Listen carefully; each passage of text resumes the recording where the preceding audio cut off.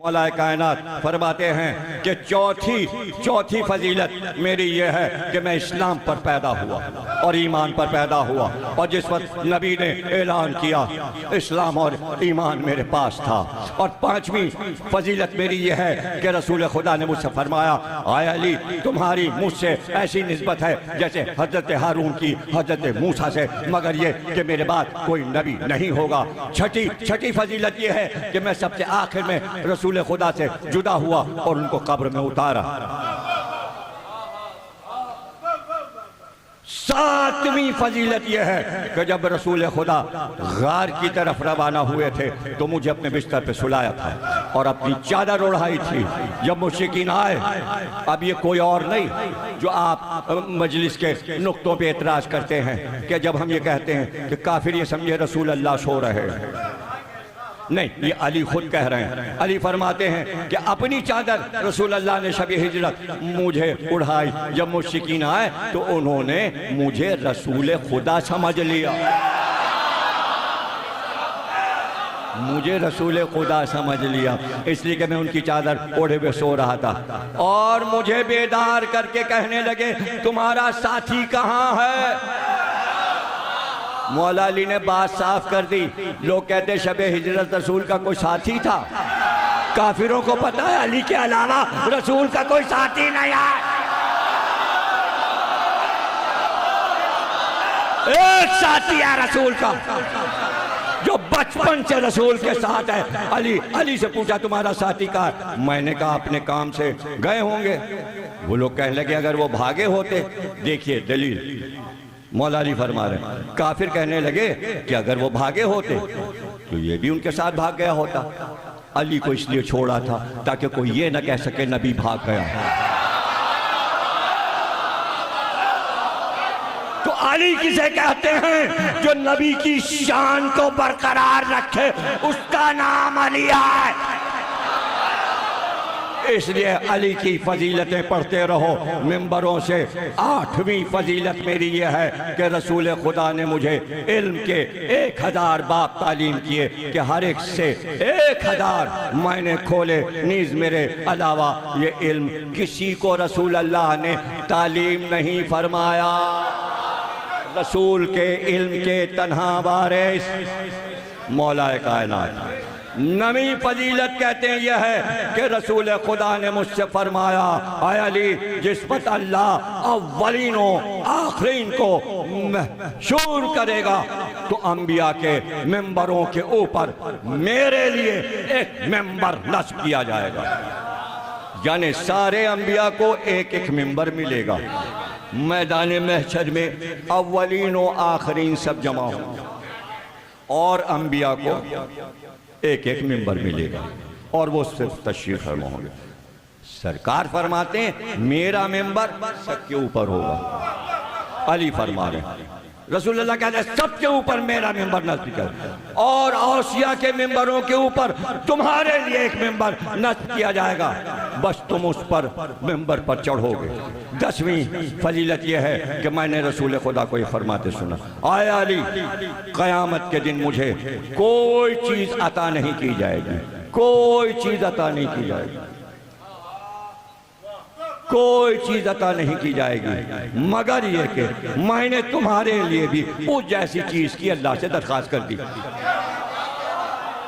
नहीं समझे? यानी रसूल बता रहे हैं मेराज में गुफ्तगू हुई है। रवायत देखिए, ये तो हदीस है रसूल अल्लाह की। जब पूरी रवायत आप पढ़ेंगे पता चलेगा जब अल्लाह ने कहा हम तुम्हें महशर में ये अता करेंगे तो रसूल अल्लाह ने कहा ये तमाम चीजें जो तू मुझे देने वाला है ये सब मुझे अली के लिए भी चाहिए। अरे जल मारो, कर लो ना हसद, मोहब्बत हो तो ऐसी।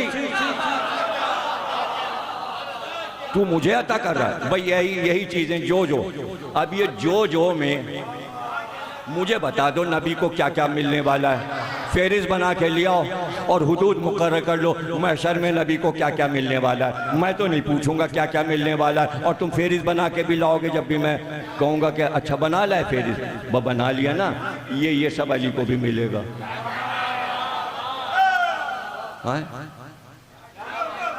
अब भाई सबसे बड़ी चीज़ रसूलुल्लाह को क्या मिलेगी? शिफात, शिफात। तो जब कहा होगा तुम ही सबको बख्शवाओगे रसूल, तो फौरन रसूलुल्लाह ने कहा होगा यही मुझे अली के लिए भी चाहिए।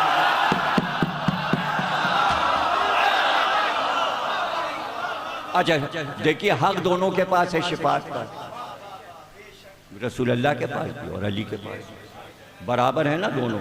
इसलिए कि रसूलुल्लाह ने खुद कहा जो तू मुझे दे रहा है वो अली को दे, हदीस मौजूद, अली कह चुके। अब मैं तशरीह कर रहा हूँ, शिफात का हक रसूल के पास भी, शिफात का हक अली के पास भी। और सारे अंबिया को भी रसूलुल्लाह के पास आना पड़ेगा कि हमारी उम्मत, हमारी उम्मत। मूसा कहेंगे हमारी उम्मत, ईसा कहेंगे हमारी उम्मत। रसूलुल्लाह आपके इज़्न के बगैर हम भी कुछ नहीं कह सकते डायरेक्ट, इसलिए कि आपको इज़्न मिला है शिफात का, तो रसूलुल्लाह ऐसे करके देखेंगे और क्या कहें, जाओ अली के पास। हल्के पड़ गए, हल्के पड़ गए, इसलिए कि ईमान का इम्तिहान अली के जरिए। कोई अगर ये समझा बैठा है कि रसूलुल्लाह देखते आओ आओ आओ,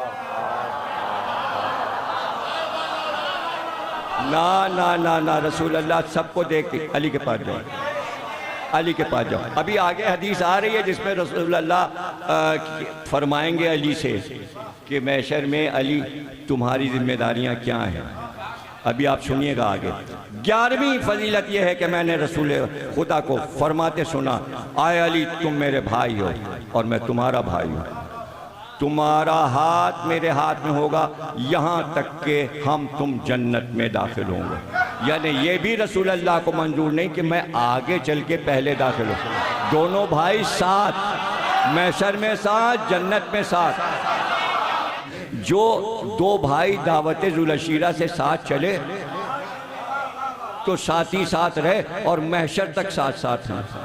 वहाँ भी दोनों जुदा नहीं होंगे, एक दूसरे का हाथ नहीं छोड़ेंगे। ये नबी और अली हैं। वहाँ महशर में भी दोनों साथ ही साथ होंगे। उसके बाद आप फरमाते हैं कि 12वीं फजीलत यह है कि मैंने रसूल खुदा को फरमाते सुना, आए अली मेरी उम्मत में तुम्हारी मिसाल हज़रत नूह की कश्ती की मानंद है कि जो इसमें सवार हो गया वो नजात पा गया, जबकि उससे रूगर्दानी करने वाला गर्क हो जाएगा। जिसने तुम्हें छोड़ दिया वो गर्क हो गया। यानी राह नजात अली फरमा रहे हैं, मैं हूँ, रसूल खुदा ने फरमाया। 13वीं फजीलत यह है कि रसूल खुदा ने अपने दस्ते मुबारक से मुझे अपना अमामा पहनाया था और मेरे लिए दुश्मनों पर फतहमंद होने की दुआएं की थीं, लिहाजा मैंने अल्लाह ताला के इज़्न से उन्हें शिकस्त दे दी। अमामा जो पहना दिया, अमामा मुझे पहना दिया। 4वीं फजीलत यह है कि रसूल खुदा ने मुझे हुक्म दिया कि मैं अपने हाथ उस गोस्फन के थन पर फेरूं कि उसका थन खुश्क हो गया था। लिहाजा मैंने अर्ज़ किया, ऐ अल्लाह के रसूल, बल्कि आप हाथ फेर दें। भाई एक आदमी आया, उसने कहा सरकार हमारे जानवर ने दूध देना छोड़ दिया। सरकार उसके ऊपर हाथ फेर देते, अब वो दूध देने लगे। सरकार के हाथ में मोजिज़ा था, पत्थर उठाएं तो वो ला इलाहा कहे, किसी कीड़े को हाथ पर रख लें तो वो ला इलाहा कह दे। हाथ में मोजिज़ा है। मगर अली फरमा रहे हैं रसूलुल्लाह ने मुझसे कहा तुम हाथ फेरो। अब समझ में आ रहा है कि रसूल के पास तो हर चीज़ थी और सब देख चुके थे कि साहिब मोजिज़ा हैं। अब ये जताना चाहते थे रसूलुल्लाह के जो जो मोजिज़े मेरे पास हैं सब अली के पास हैं। जैसे मुझ पे ईमान लाओ वैसा ईमान अली पे लाओ। कितने खुशकिस्मत हैं आप और आपकी माएँ कितनी खुशकिस्मत हैं कि आपके कान में सबसे पहले ये आवाज़ बचपन में पड़ गई, जैसे रसूल की इताअत है वैसे ही अली की इताअत है। ये आपने अपने माँ बाप से सीखा है ना, आपने अपने घर से सीखा है कि मोहब्बत अली क्या है, तो आप सीखे बैठे हैं, आपको सिखाने की ज़रूरत नहीं है, आप सिर्फ अपना हाफजा ताज़ा करने आए हैं। तो रसूल अल्लाह ने मुझसे कहा, मैंने कहा अल्लाह के रसूल आप हाथ फेर दें। आपने फरमाया आए अली तुम्हारा काम मेरा काम है, तुम्हारा फेल मेरा फेल है। ये बताना था कि जो जो तुम करोगे मेरे बाद वो तुम नहीं कर रहे, मैं कर रहा हूं। अब कोई अली पे एतराज नहीं हो सकता। बादे नबी कितने काम अली ने किए। अगर सिफ़ीन में तलवार चल रही है तो रसूल चला रहे हैं, अगर जमल में तलवार चल रही है तो रसूल चला रहे हैं, अगर नहरवान में तलवार चल रही तो रसूल चला, और अगर किसी को अली माफ कर रहे हैं तो रसूल माफ कर रहे हैं, और अगर किसी को अली तलाक दे रहे हैं तो रसूल तलाक।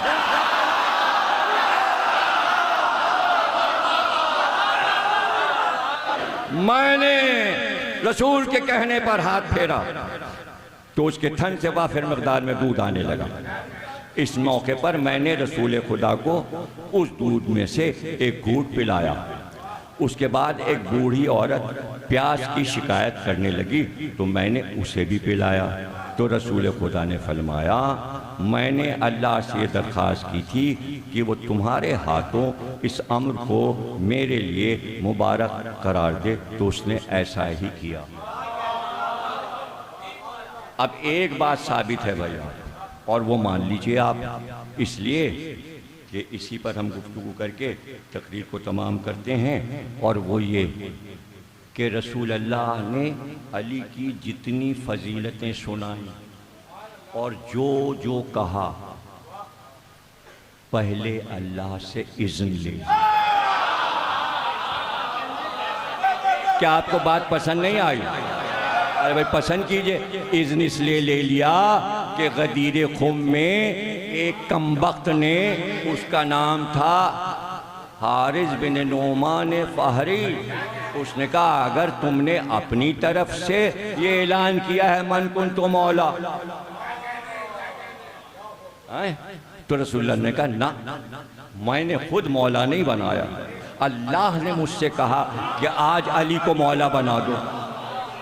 उसने कहा अगर अल्लाह ने किया है, भाई ये सबक है सबके लिए, हर मजहब हर मकतबा फिक्र के लिए, इसको याद रखिए और भूले नहीं, अपनी डायरियों में लिख लीजिए आज जाके जुमला कि अली की किसी फजीलत से इनकार, अली का कुछ नहीं बिगड़ेगा, अल्लाह की तौहीद का इनकार है।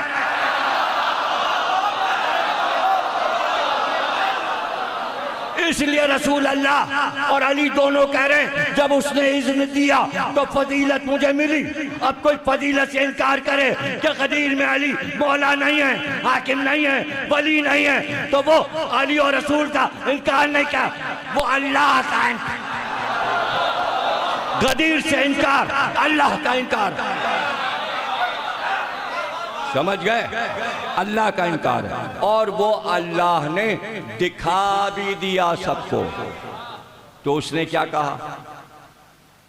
उसने कहा अगर अल्लाह ने हुक्म दिया है कि हम पर तुम अली को अल्लाह के हुक्म से हाकिम बनाकर और हमारे सर पे सवार करके जा रहे हो, तो आए मोहम्मद अपने अल्लाह से कहो कि एक पत्थर आसमान से मेरे सर पे फेंके। भाई वो तो मर गया होगा, अभी बताता हूं उसका क्या हुआ, लेकिन ये तय है जो अली की फजीलत का इनकार कर रहा है, तो अब अगर किसी फजीलत का, मैं तो कहता हूं अली के बेटे अब्बास की किसी फजीलत का अगर अंजाम यही होना है कि अपने मुंह से कहोगे अल्लाह हम पे अजाब ला, अरे क्यों पाकिस्तान पे अजाब लाना चाहता? हैदर हैदर